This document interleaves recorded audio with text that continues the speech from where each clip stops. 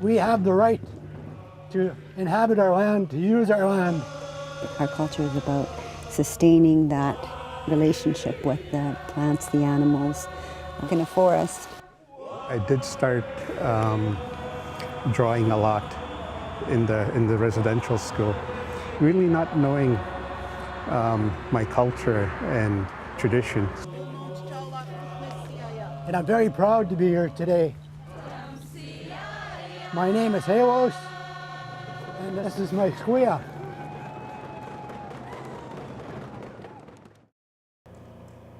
Welcome to Voices of Shishalh, and with me is, of course, Chief Calvin Cragen. Chief, is it fair to say that this television show has really grown in popularity, and when you travel to places like Victoria, they know you have a TV show, they know you're the first chief in Canadian history to have a political and to host a political current affairs show. We've had Stephen Hume last week. Vaughn Palmer will be next week, and Keith Baldry in the new year from Global. The purpose of the television show as you see it and your job to communicate, how do you see that? Well, we decided this year that we should reach out to the community, and we've gone beyond that. We're reaching out to the political government, and being at the Parliament last week, many of the MPs and MLAs were very familiar with who I am and becoming aware that we do have a local show that is reaching out to not only our community but beyond. And we think that's a good thing. We think that we need to showcase who Shishalh is. We need to showcase who our people are. They need to be aware of who we are. So it would seem to me then that what you're doing is you're really becoming the driver through the show and through other communications and through your appearances in your council of economic development led by the culture of Shishalh. And if that's the case, how does it apply to really sensitive areas such as what's going on in Mount Elphinstone? Well, culture plays a magnificent role of who we are. And when I speak about that, the power of our culture is being revived, and we have to showcase that because it's a driving force of our people as they become more aware of who they are. They have to start becoming aware of what the cultural practices were of our people. And we think the culture is the driving force of our nation, mainly because we're part of this land, we're part of the surrounding resources, and the people take on that responsibility. Now, the issue in Mount Elphinstone, as it relates to our conversation today, is about the forestry. It's a troublesome spot. You're in really a collaboration with the SCRD and others in order to protect the land. How do you feel about how that protection needs to be expressed by you and the nation? Well, we've always had the notion that we have that responsibility to be the stewards of the land. And in the early 70s, right through to the 90s, we collaborated with the local governments of how we're going to work together to protect those resources. And especially Mount Elphinstone because of the watershed, and the watershed that provides potable water to the entire community has to be protected by the entire community. We all share that responsibility of protection, especially the watershed. And we need to understand that the government may intrude either through the forestry or through mining, as you can see throughout the land, pipelines, hydro lines. They all infringe on those cultural aspects. So it isn't business as usual, for sure. I mean, things have changed. Silcotin is a grand example of how the courts have granted a new perspective. And how do you feel about how you're going to protect these lands and to make sure that people don't just come as they have in the past, put in what they want and inform you later? It's beyond just consent. That's right. The 8 Supreme Court judges have laid down that those lands and resources be in the ownership of the First Nation. And we have a court case going forward on ours right now, but we're not waiting for that. We see asserting our position in that regard in terms of practicing the jurisdiction of the land and the resources within our territory. And we take that very seriously. And we don't appreciate another government trying to infringe, trying to intrude on that jurisdiction, because we take our responsibility very serious. So really, people seeing this show, especially coasters or people interested in the Sunshine Coast, will know that you will be championing the coast for everyone. You'll be leading and collaborating with governments in this area, and you're going to be pushing for economic development. That's a huge initiative, and you're prepared for that and have been for some time, so it's your time. Yep. I have to pay tribute to the former leaders that had the vision of not only taking inventory of our land and everything that's in our land, but taking inventory of our people. And looking at what we have in our people, we're now going to have to cultivate the gifts that our people can provide. And especially, we're looking to the young people to look at themselves, to take on their responsibility, to start honing the gifts that they have and then bring them forward, because eventually and very soon they're going to have to step in and take that responsibility. When we return, we're going to talk to Cultural Director Candace Campo about her role, how she sees reintegrating into the community with the culture, which is a powerful part of this nation. This is going to be an interesting show. We ask you to keep with us. For the moment, however, we're going to go to a segment that we did, that your grandson Cito shot, about picking Labrador tea. I've never had any, but I understand it has magical properties. Oh, yeah. So this morning we've come up into the Cairn Range to gather Labrador tea. It's one of our traditional tea plants that we gather at this time of the year. Generally you would like to gather after it's flowered, so we're not going to damage the plant for next year's gathering. Labrador tea is very medicinal to our people. You can already smell it, because the rest of the day your hand's going to smell like this.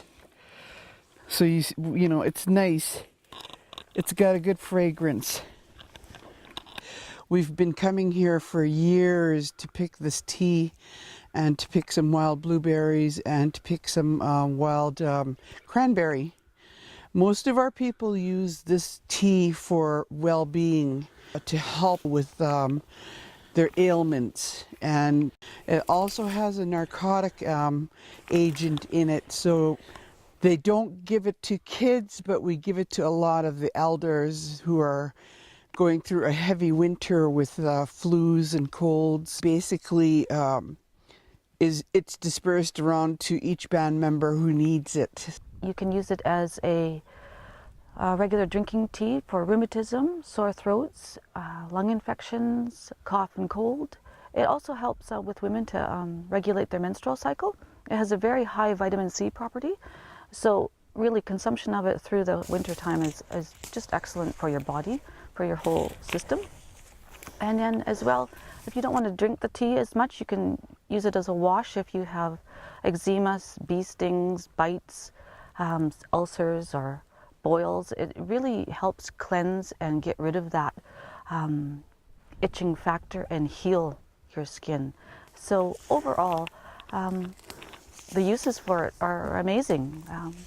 That's why we continue to use it today.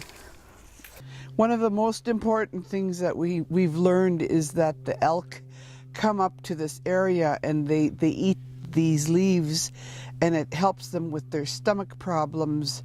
That's how our people started learning about this agent. Our people have been coming up here before contact with the white man, so they've always come up to this mountain to pick all these medicines.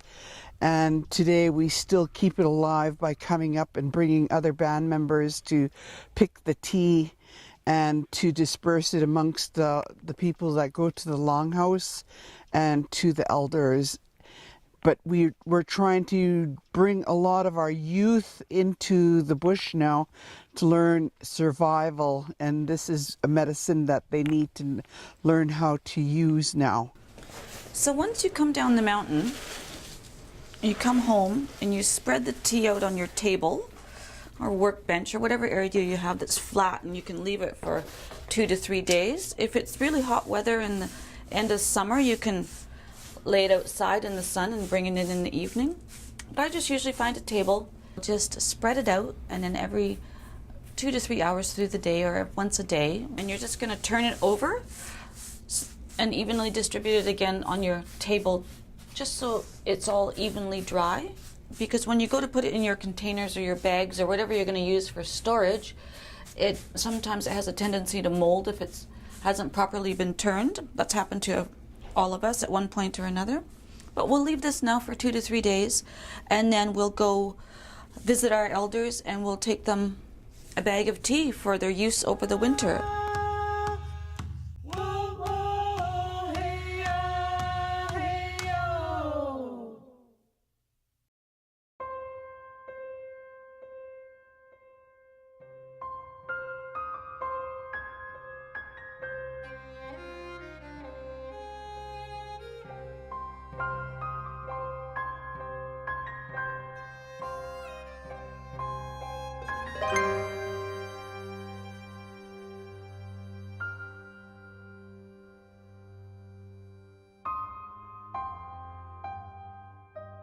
My proposal will go exactly the way I say it will. My dead body! I think somebody needs a timeout. Oh, that's the power of one.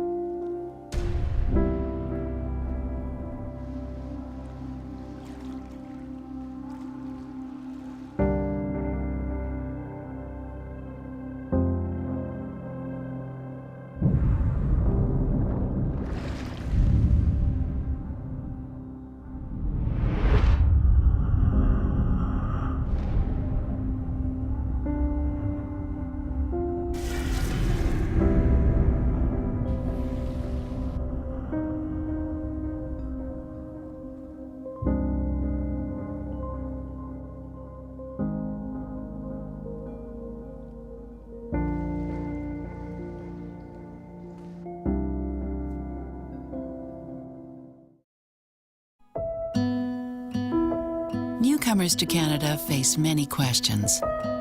Where can you get free language classes? Have your foreign credentials assessed and recognized? And get support for adjusting to life in Canada. We can help. You can find answers and more by visiting us online at cic.gc.ca/new. A message from the Government of Canada.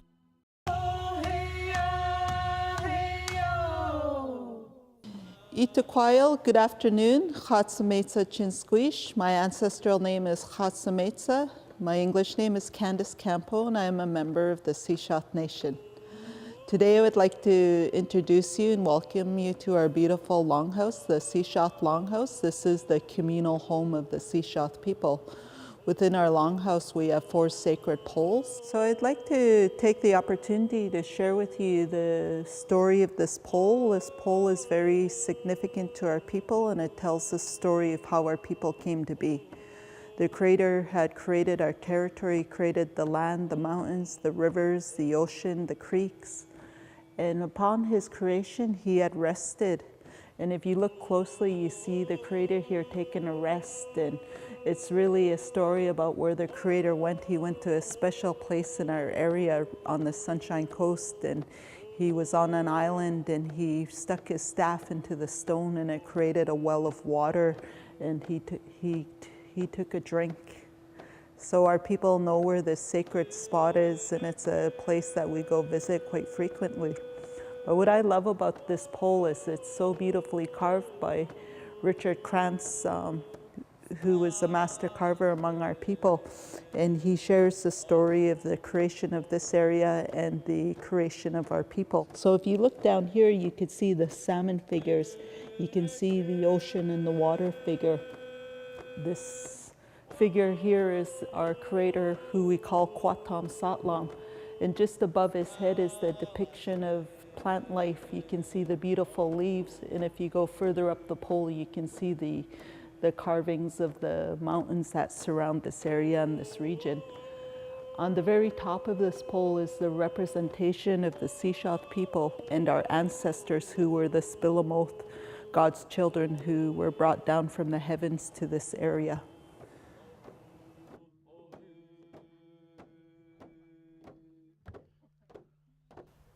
Welcome back to Voices of Shishalh. I'm getting it right. By the time this year is over, I'll have it perfect. Our next guest is someone you're particularly fond of, and almost one of the first folks you brought inside so that she could share her magic and her energy with the rest of the members of the band. Candace Campo, what words come to mind to describe her? Well, she's dynamic. She's very vocal.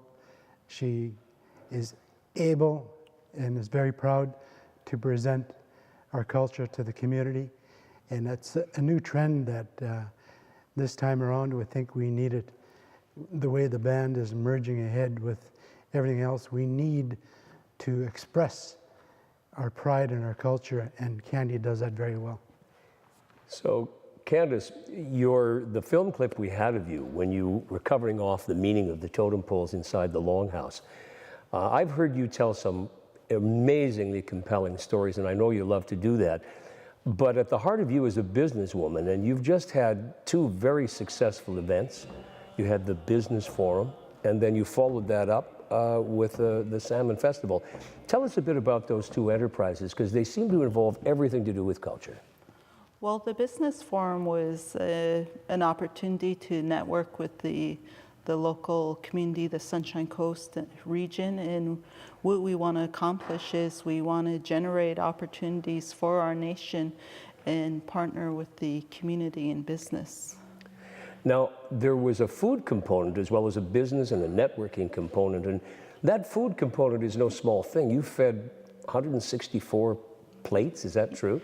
Yes, we did, and we had hired one of our local caterers, Caspiar Catering, and they had provided a traditional dish of wild sockeye salmon and wild elk meat, and they did such an incredible job. And when we work with the community and we ask them for our time, it's really a big part of our culture to share a meal, to sit down with a group of people and share a meal. It's so vital to who we are as a people.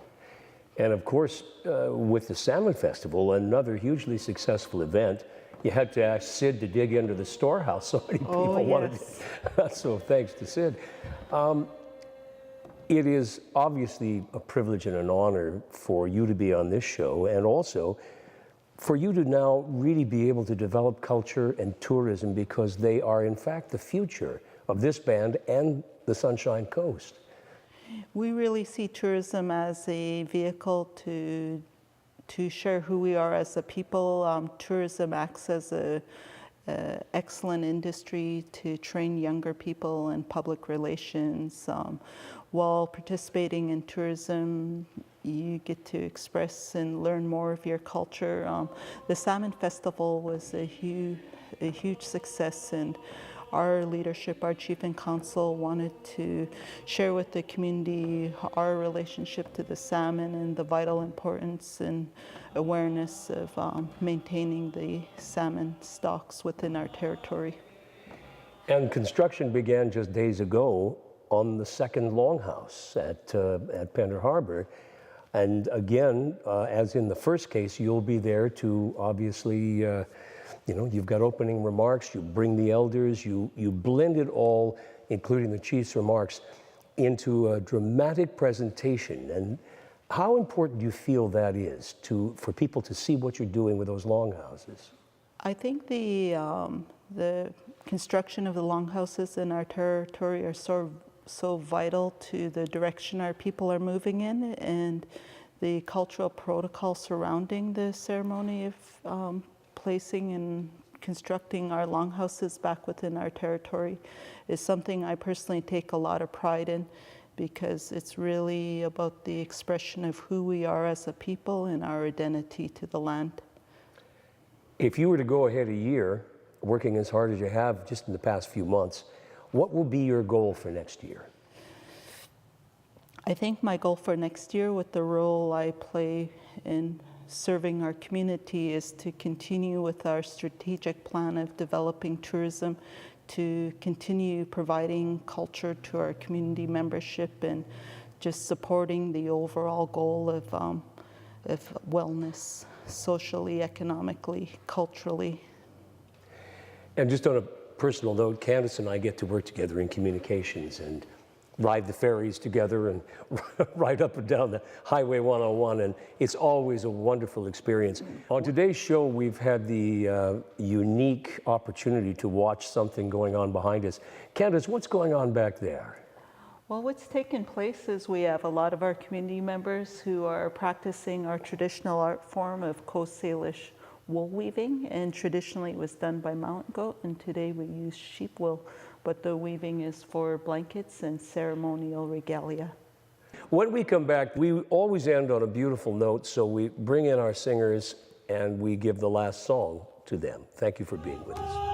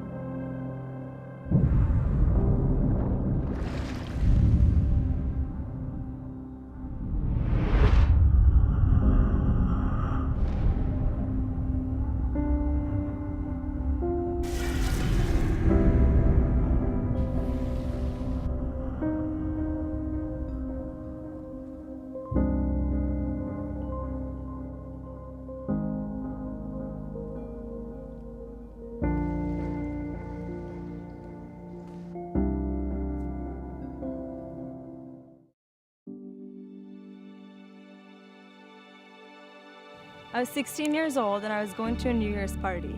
I don't really remember much of the night except for the fact that I had way too much to drink, and somehow I ended up walking in the middle of a snowstorm, no shoes on, no jacket on, and my friends had to drag me back inside.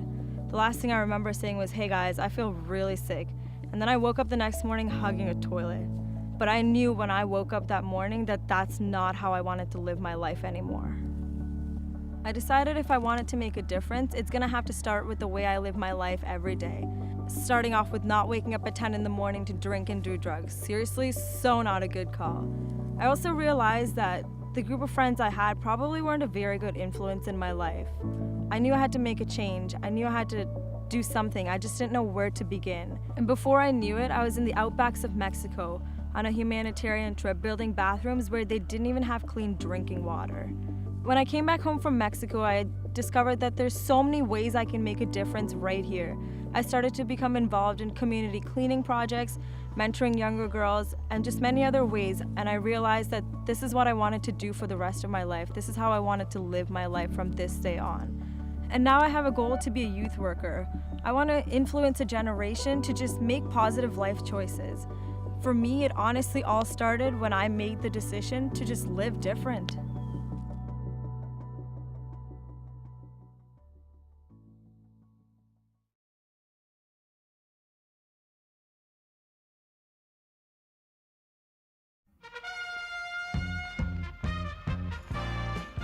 While lions are notorious for their voracious appetites, they spend a great deal of time feeding other creatures. In fact, lions will take great care to ensure there's plenty to go around. As you can see, they keep giving with utter ferocity. Bravo, lions, and bon appetit. Do good, be a lion.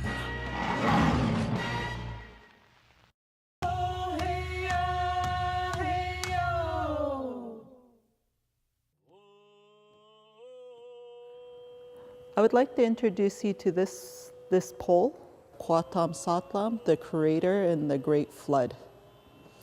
So thousands of years ago, our people had endured and had survived the Great Flood. And how we did that is depicted in this pole. This pole is carved by the late master carver, Richard Krantz. And in this pole, it shows a depiction of our creator, this figure down below. You can look just above the crater, and it represents the waves in the ocean and the rising of the water. And our people, the shishalh people, survived this great flood by climbing the highest mountains in our territory. The mountain that we climbed to preserve our people was called Kulse. Kulse is located up in the territory of the Hanachin clan, the Wolf people, and it is the highest mountain in our territory. And this is the story of how the shishalh people survived the Great Flood.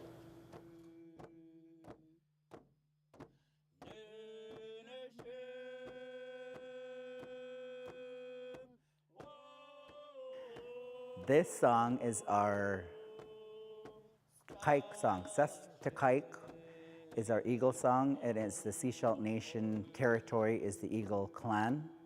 So when we say Ses to kike, that means the eagle is soaring. So this is the words in the eagle song that we sing. And this song came to one of our members of our dance group, had a dream of this song that the elders were coming and singing this song on a canoe. And they were sharing it with him, more or less giving it to him to sing. And then he started singing, so they told him to start singing it louder, and that's what it came to be, is our shishalh eagle song. Ol nom shishalh. Thank you.